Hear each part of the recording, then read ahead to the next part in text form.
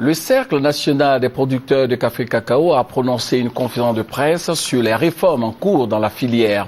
Occasion pour le président de la structure de remettre en cause les subventions accordées depuis près de 20 ans aux multinationales et aux transformateurs. Explication Ali Diarasouba. Au menu de cette rencontre entre le Cercle national des producteurs de café cacao et la presse, 3 points essentiels. Premièrement, la structure dit s'opposer à l'avantage accordé aux transformateurs locaux sur la taxe d'exportation appelée DUS, car pour elle, les paysans ivoiriens vivent dans une extrême pauvreté. Il n'est donc pas acceptable que quelques riches multinationales bénéficient depuis 20 ans de subventions financières de l'État ivoirien, atteignant chaque année à peu près 40 milliards de francs CFA.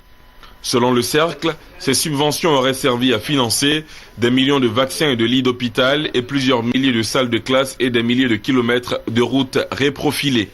Deuxièmement, à côté des avantages accordés aux broyeurs, les paysans sont dépourvus de moyens et n'arrivent plus à entretenir leurs plantations. Les vergers sont vieillissants, les planteurs aussi. Les routes ne permettent plus d'accéder facilement aux zones de production. Aucune aide en engrais ou en logistique n'est accordée.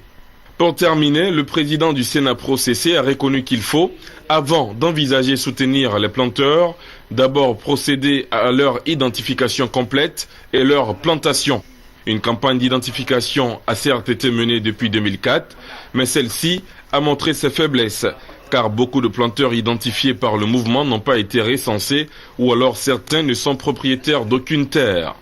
Le Cercle souhaite ainsi que des moyens soient mis en place pour véritablement identifier l'ensemble des plantations et des planteurs. Enfin, Kone Mamadou a aussi demandé qu'il soit mis sur pied une brigade de lutte contre la fuite des produits agricoles.